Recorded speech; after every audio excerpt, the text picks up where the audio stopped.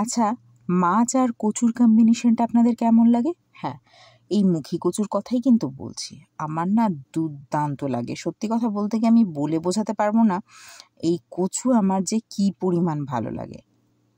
আবার অনেকে প্লিজ বলে বসবেন না, হ্যাঁ রতনে রতন চেনে আর ড্যাশ ড্যাশ ড্যাশ, নিশ্চয়ই বুঝতে পেরে গেছেন।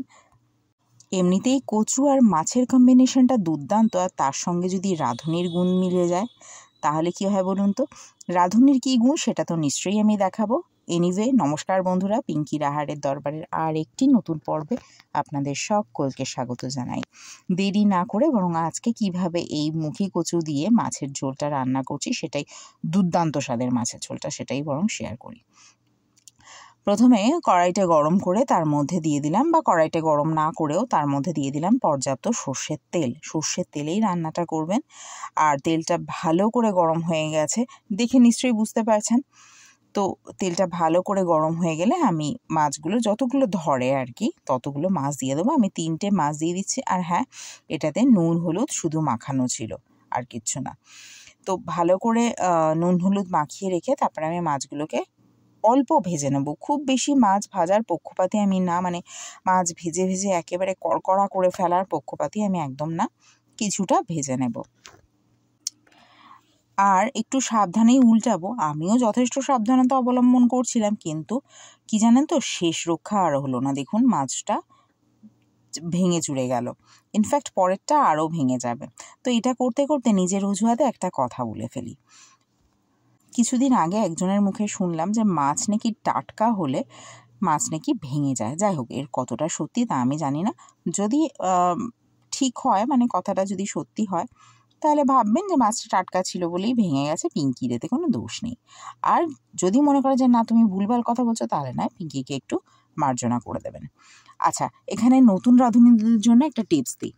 যখন মাছ ছাড়তে ভয় লাগবে তখন খুন্তির মধ্যে এইভাবে মাছটা নিয়ে ছেড়ে দেবেন, তাহলে দেখবেন একটা ঠিকঠাক ডিস্টেন্স মেনটেন করা হয় আর অতটা ভয়ও লাগবে না। মাছগুলোকে ভালো করে ভেজে নিয়ে আমি এবার কড়াইতে দিয়ে দিলাম, ওই তেলের মধ্যেই দিয়ে দিলাম রাঁধুনি।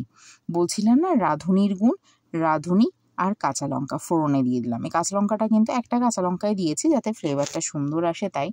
আর তারপরে একটা মিডিয়াম সাইজের আলু, সেটাকে এরকম করে লম্বা লম্বা করে কেটে নিয়েছি, মাছের ঝোলের জন্য যেরকম করে কাটে আর কি। তারপর আলুটাকে একটু ভেজে নিয়ে, অন্তত মিনিট 2-3 ভালো করে ভেজে নিয়ে কচুমুখিগুলোকে বা মুখী কচুগুলোকে এরকম লম্বা লম্বা করে কেটে নিয়েছে। তবে একটা ভালো কথা বলি, মানে টিপস শেয়ার করি বলতে পারেন, মুখী কচুগুলোকে খুব ভালো করে কিন্তু খোসাটা ছাড়াবেন। যদি ওরকম চোখ চোখ মতো থেকে যায় না, তাহলে কিন্তু গলা চুলকানোর একটা বেশ প্রবণতা থাকে। আর আমি ন্যাচারালি অন্য সময় করি কি, কচুটা সেদ্ধ করে নিই, কিন্তু এই বেলায় করব না। তাই সেদ্ধ করে যদি জলটা ফেলে দেন তাহলে কিন্তু গলা চুলকানোর সম্ভাবনা একেবারেই জিরোর মতো থাকে।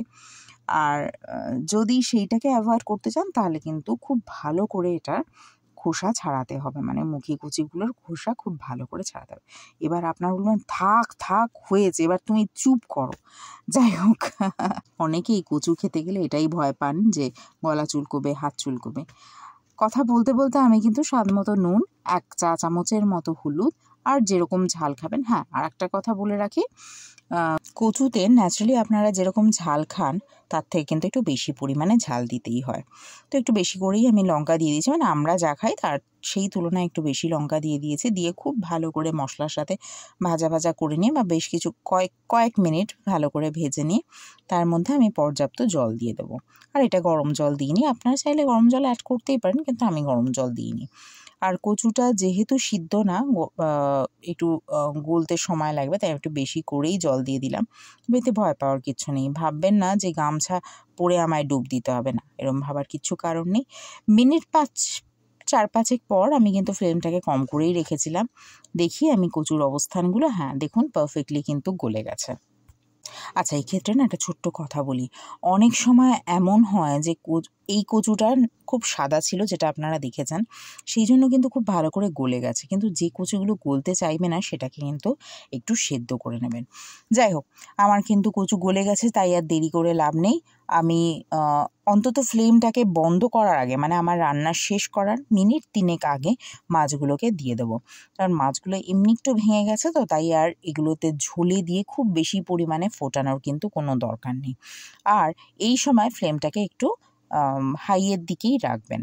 তবে মাছটা দিয়ে একটু ফোটাবো ঠিকই, কিন্তু তার আগে একটা সিক্রেট ইনগ্রিডিয়েন্টস, যেটা আর সিক্রেট না, বা বলতে পারেন ওপেন সিক্রেট, সেইটা দিয়ে দেবো, সেই মশলাটা দিয়ে দেবো। সেটা কি? সেটা হলো এই যে আমি এখানে আধা চা চামচের মতো জিরে নিয়ে নেব। জিরেটা একটু ভাজা ভাজা হয়ে গেলে তার মধ্যে দিয়ে দেবো, আর একটু জিরে দিয়ে দিলাম, কি মনে হলো তা কি জানি, যাই হোক দিয়ে দিলাম। আর তার মধ্যে দিয়ে দেবো 1 চা চামচের মতো ধনে। এবার এটাকেও একটু ভালো করে ভেজে নিয়ে তার একটু পরে দিয়ে দেবো আমি আধা চা চামচের মতো রাঁধুনি। এবার এটা দিয়ে একটু ভালো করে ড্রাই রোস্ট করে নিয়ে এবার এটাকে আমি শিলনোড়ায় একটু গুঁড়ো করে নেবো। আপনাদের যদি মিক্সিতে সুবিধা হয় তাহলে সেটাই করতে পারেন, তবে হ্যাঁ, পারফেক্টলি গুঁড়ো করতে হবে, মানে দাঁড়া না, একবারে পারফেক্টলি গুঁড়ো করে নেব। গুঁড়ো করেও নিয়েছি। এবার নামানোর একটু আগে দিয়ে দিলাম, আর নামানোর সময়ই আমি দিয়ে দিলাম এই ভাজা জিরে, রাঁধুনি আর ধনের গুঁড়োটা দিয়ে কিন্তু আমি ফ্লেমটাকে বন্ধ করে দিয়েছি। দেখুন ঝোলটা কিন্তু অনেকটা টেনে এসেছে, বা অলমোস্ট টেনেই এসেছে।